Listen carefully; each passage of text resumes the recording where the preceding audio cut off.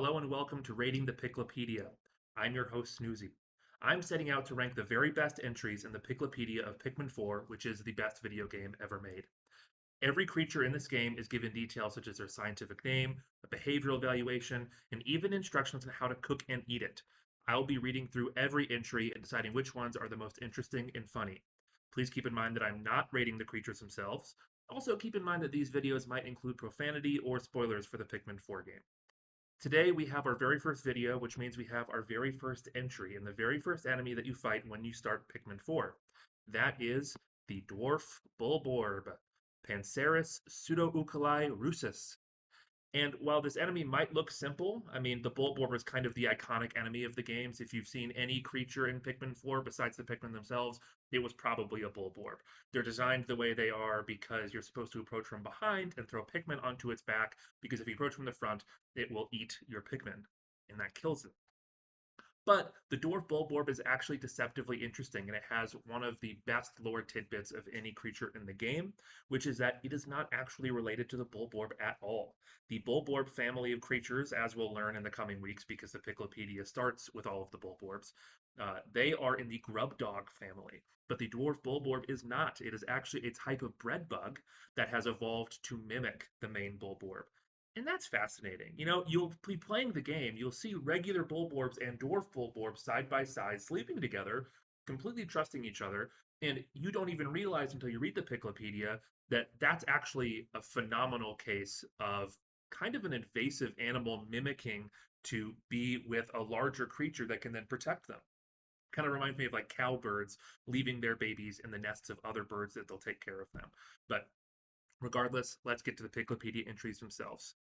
To start with, we have Dalmo's notes. He writes a miniature reflection of a mature Bulborb. When you see this little mimic stomping around on its stubby legs, you'll fall in love with the remarkably clever beastie. Such a skilled tiny trickster could mislead anyone. It is born to be adored. While I don't necessarily agree with the intensity of Dalmo's love, and that's going to be a common theme. I mean, this guy is a constant 10 out of 10 on everything.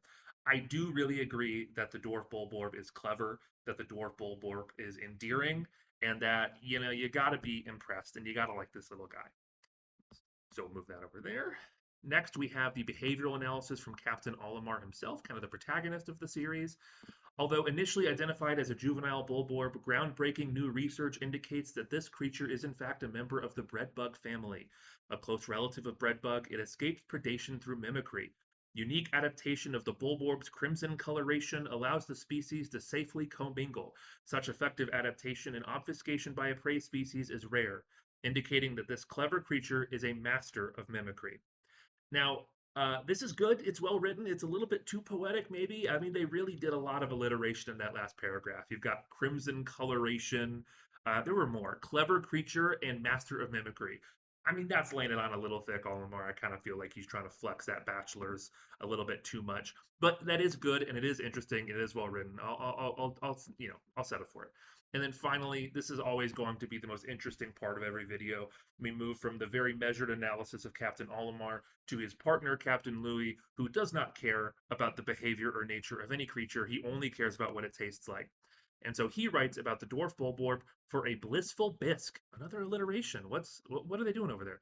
Mince the entire beast finely and stir in with heavy cream, artichoke hearts, and a pinch of black pepper. Heat slowly until piping hot. Mmm, rich and creamy.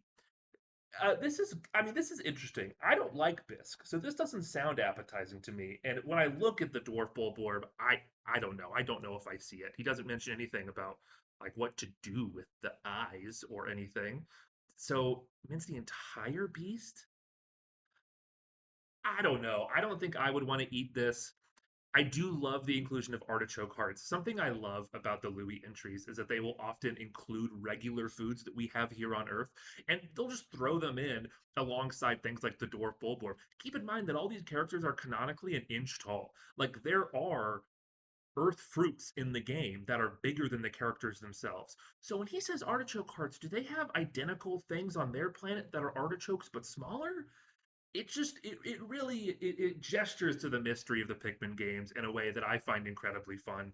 And so this is an enjoyable Louis entry, but it's certainly not the best that we're going to get.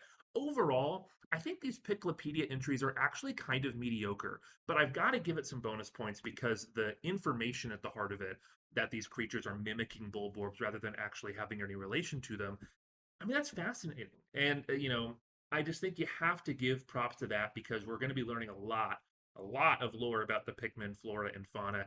And that's going to be one of the coolest facts that you learn in the entire video. We're peaking early here at rating the Piklopedia. So I'm going to give it a high rating, but not exceptional because we're going to find some that are better written than this, that are funnier, that are cooler, that just have better prose. So I'm going to go with a 7.4, I think. Does that sound fair? Yeah, yeah, I'm gonna go with 7.4. I think I can live with that. So let's pull up our rankings here.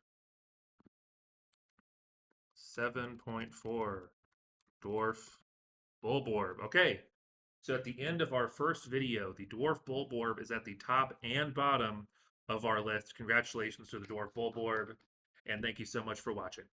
Bye.